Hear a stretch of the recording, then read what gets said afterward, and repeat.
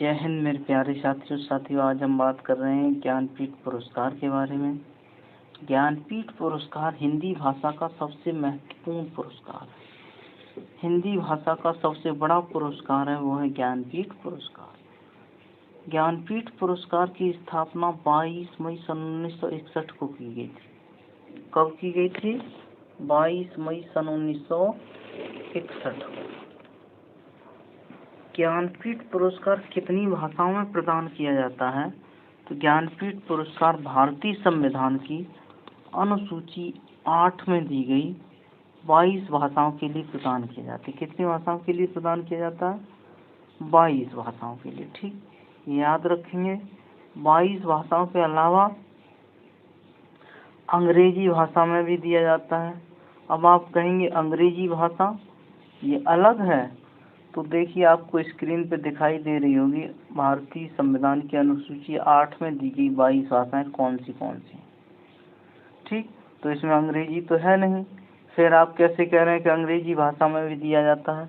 वो इसलिए कह रहे हैं कि वर्ष 2018 में अंग्रेजी भाषा में ज्ञानपीठ पुरस्कार प्रदान किया गया था। वो किसे दिया गया था? वो दिया गया था अमिताभ घोष को। किसे दिया गया? अमिताभ घोष को। तो ये बात याद रखेंगे। ठीक, आगे हम लोग बात करें ज्ञानपीठ पुरस्कार के अंतर्गत मिलने वाली राशि के बारे में। कितने रुपए और क्या क्या प्रदान किया जाता है? तो ज्ञानपीठ पुरस्कार के अंतर्गत मिलने वाली सम्मान राशि है 14 लाख रुपए। कितनी? 14 लाख रुपए। एक प्रशस्ति पत्र मिलता है और एक वाग्देवी की प्रतिमा प्रदान की जाती है। ठीक, तो ये जो आपको दिखाई दे रही है वीडियो में, यही है वाग्देवी की प्रतिमा। ठीक, जब ये पुरस्कार शुरू किया गया था सन 1965 में, तो ये इसकी सम्मान राशि थी 1 लाख रुपए। वर्ष 2005 में इसे 1 लाख से बढ़ा के 7 लाख रुपए कर दिया गया और 2022 में 14 लाख रुपए। ज्ञानपीठ पुरस्कार किसके द्वारा प्रदान किया जाता है? तो ज्ञानपीठ पुरस्कार प्रदान किया जाता है ज्ञानपीठ न्यास के द्वारा। ज्ञानपीठ न्यास ये एक संस्था है, इसके द्वारा ज्ञानपीठ पुरस्कार प्रदान किया जाता है। ये है ज्ञानपीठ न्यास। ठीक, अच्छा आगे बात करें हम लोग विजेताओं के बारे में। तो प्रथम पुरुष विजेता थे, वो है जी शंकर कुरूप।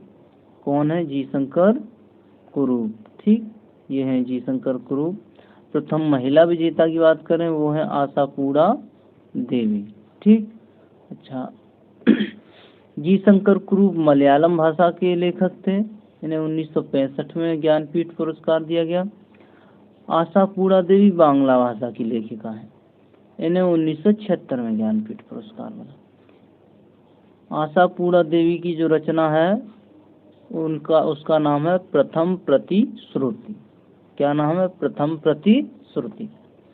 जी शंकर कुरूप की पहली रचना का नाम था ओटक कुशल, जो आपको स्क्रीन पे दिखाई दे रही होगी। ठीक, अच्छा आगे हम लोग बात करें हिंदी विजेताओं के बारे में। तो हिंदी विजेता, सबसे पहली बात तो यह है कि हिंदी में अब तक कितनी बार ज्ञानपीठ पुरस्कार प्रदान किया गया है? तो वो 10 बार। कितने लेखकों को प्रदान किया गया?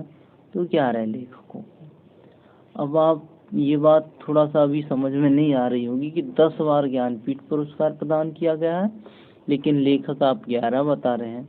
वो इसलिए बता रहे हैं जो वर्ष 2009 में 2 लेखकों को सम्मिलित रूप से ज्ञानपीठ पुरस्कार दिया था। पहला जो ज्ञानपीठ पुरस्कार हिंदी में दिया गया, वो दिया गया है सुमित्रानंदन पंत जी को चिदम्बरा रचना के लिए। कौन सी रचना के लिए? चिदम्बरा रचना के लिए, 1968 में। ठीक, अच्छा अगला है हमारा दूसरा ज्ञानपीठ पुरस्कार दिया गया रामधारी सिंह दिनकर को। रामधारी सिंह दिनकर को दिया गया उर्वशी रचना के लिए और 1972 में इन्हें दिया गया था 8वां ज्ञानपीठ पुरस्कार। ठीक, अच्छा तीसरा जो हिंदी में ज्ञानपीठ पुरस्कार प्रदान किया गया, वो दिया गया अज्ञेय जी को। इनका पूरा नाम था सच्चिदानंद हीरानंद बादशायन अज्ञेय। क्या नाम था? सच्चिदानंद हीरानंद वात्स्यायन अज्ञेय। इनकी रचना थी कितनी नावों में कितनी बार। इसके लिए 1978 में 14वां ज्ञानपीठ पुरस्कार प्रदान किया गया। आगे हिंदी भाषा का चौथा ज्ञानपीठ पुरस्कार महादेवी वर्मा को दिया गया था। प्रथम हिंदी महिला लेखिका थी, ठीक।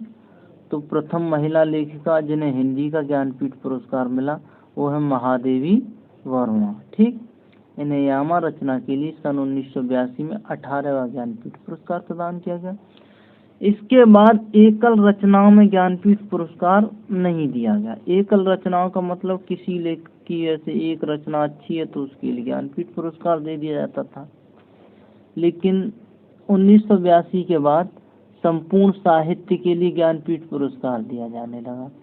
संपूर्ण साहित्य से ये है कि किसी लेखक का साहित्य के क्षेत्र में पिछले 20 सालों का योगदान देखा जाता है। अगर उसका पिछले 20 सालों का योगदान उत्कृष्ट रहा है तो उसे ज्ञानपीठ पुरस्कार प्रदान किया जाएगा, ठीक। अच्छा, तो 1992 में नरेश मेहता को ज्ञानपीठ पुरस्कार दिया गया, 28वां। 1999 में निर्मल वर्मा को ज्ञानपीठ पुरस्कार दिया गया, 35वां, ठीक। अच्छा, इसके बाद देखें वर्ष 2005 में कुंवर नारायण को ज्ञानपीठ पुरस्कार दिया गया। अच्छा, संपूर्ण साहित्य के लिए। किसके लिए? संपूर्ण साहित्य के लिए। मैंने बताया 1982 का जो भी लेखकों को ज्ञानपीठ पुरस्कार मिला है हिंदी में वो संपूर्ण साहित्य के योगदान के आधार पर मिला, ठीक। अच्छा,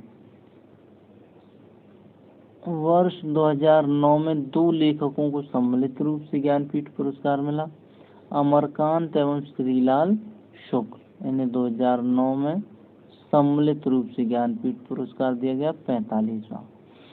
हिंदी भाषा में 10 बार ज्ञानपीठ पुरस्कार मिला है 11 लेखकों को।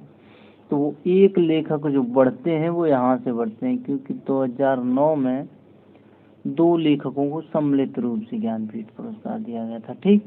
अच्छा, वर्ष 2013 में 39वां ज्ञानपीठ पुरस्कार दिया गया केदारनाथ सिंह को।